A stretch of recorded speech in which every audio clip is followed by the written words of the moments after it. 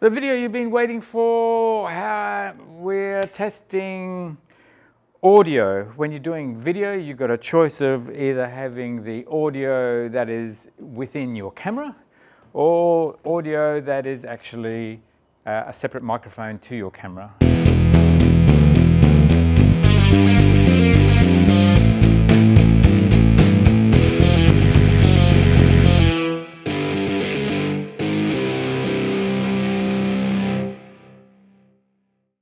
The advantage of using the audio that's in the camera is that there's all sorts of software, and the camera manufacturer, whether it be a phone or a camera, has created optimization to eliminate as much noise as possible, and usually the microphone input is adjusts volume automatically according to the sound levels. But then again, there's advantages in having the microphone off the camera.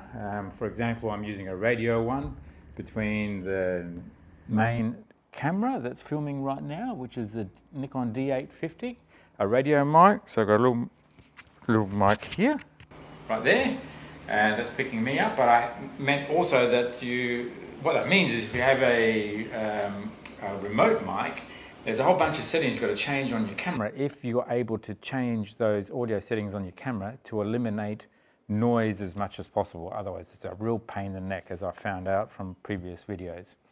So after doing some research on YouTube, I thought I'd put this video together. I've got 6 cameras filming. Did that one go off? This is an insert into the video because there's one camera I forgot to set up, and that was the Leica M4, which has got a 35 Similux 1.4, 35mm f1.4 lens. So they're obviously testing out the microphone on the Leica camera as well. So there you are, and that's it, and then back to the main video again.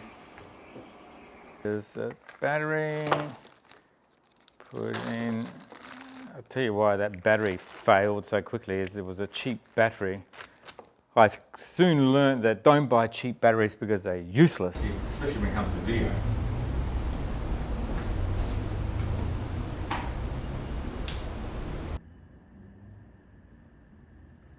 Alright, so we fixed up that battery issue. I think the first thing I'll be doing is throwing that stupid old battery away and just make sure I buy another one for the Nikon D850, but an original one. Alright, so where was I? That's right, so yes, the advantage of having a remote microphone, but then you need to change the settings in your camera, the audio settings. If you're using a DSLR of some kind or mirrorless camera, there's usually a setting within the menu where you can adjust the audio levels. Normally it's set on automatic. You need to go to manual, and then there's a range where you can put up the microphone levels. And on the Nikon, for example, it's a range from 0 to 20. Default seems to be around the 15 mark. What I've done is I've actually pulled that right back to about 3 on the Nikon, and on this radio mic it's got a range from 0 to 31. I've set it at 28, so the radio mic is really high. The manual setting on the pickup within that takes this signal from the radio mic has been set right down. Now, in doing so, I've experimented, you eliminate most of the noise. You can try and eliminate the noise in post-processing using your video editing software, and you can see that as I do that in the different cameras here. But the inbuilt microphone of all the cameras is usually pretty good, so it's not that much noise. But anyway, the main review today is going to be this Leica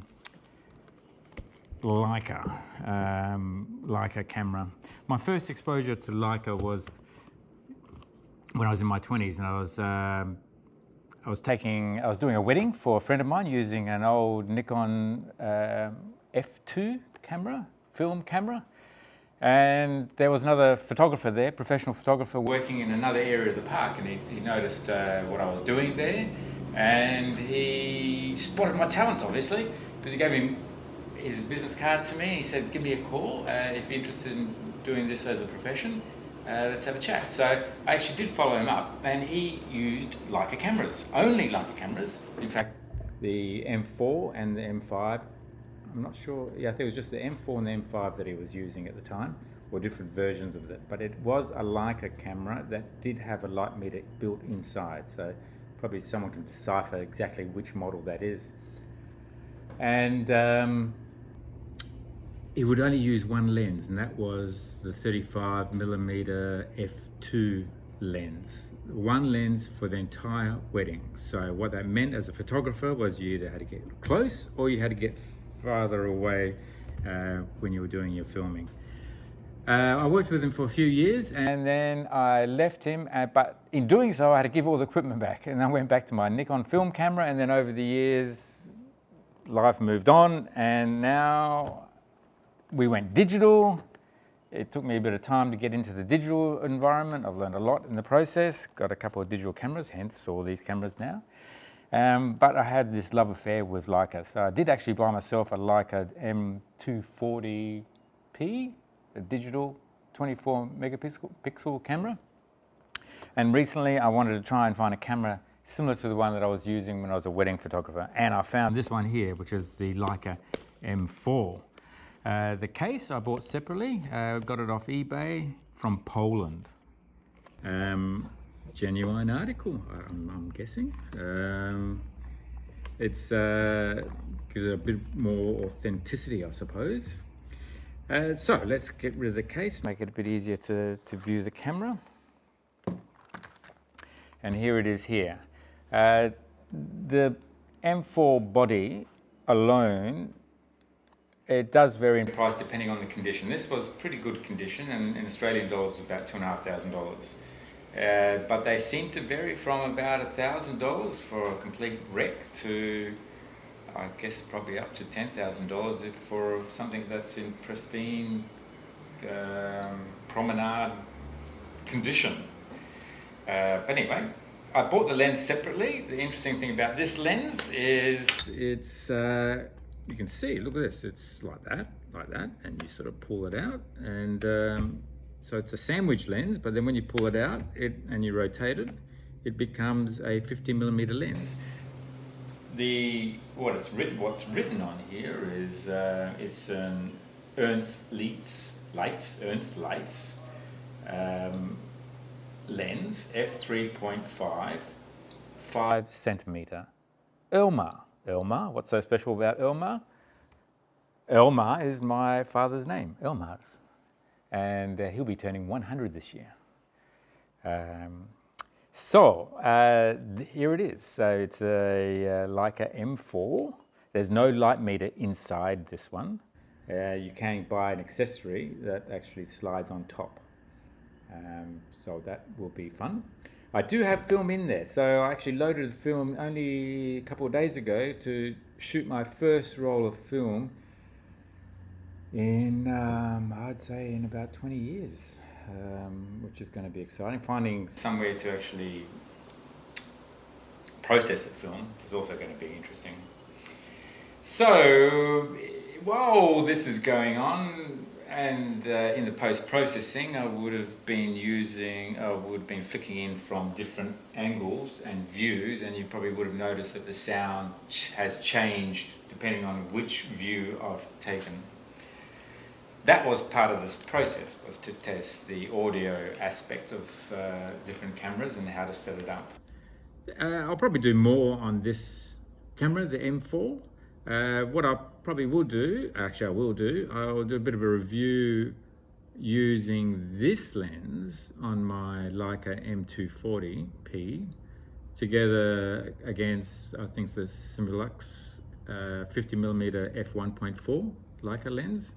I've also got an attachment where I can put one of the Nikon lenses, the old AI 50mm 1.2 lens, on the digital Leica M camera as well, and then we'll compare those lenses. They all have different aspects to them, and we'll try and capture some of those with some decent photographs and show you that in the next video as well.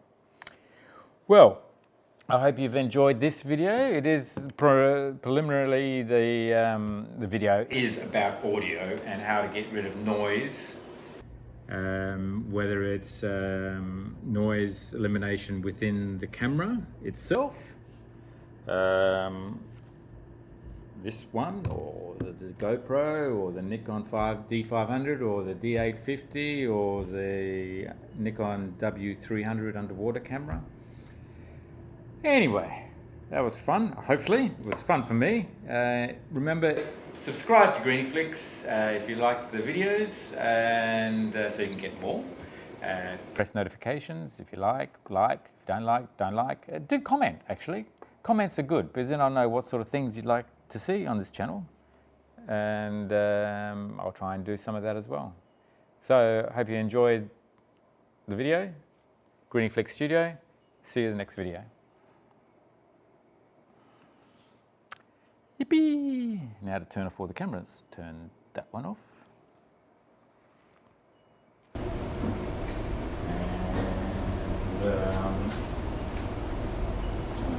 that one off.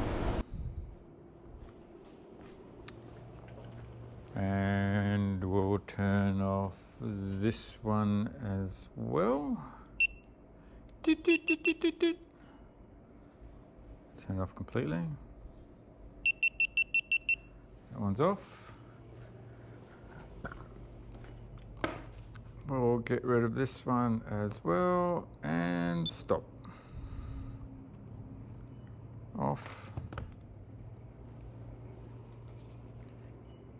That one's already stopped. And almost the grand finale. I'll turn this one off first. It's off.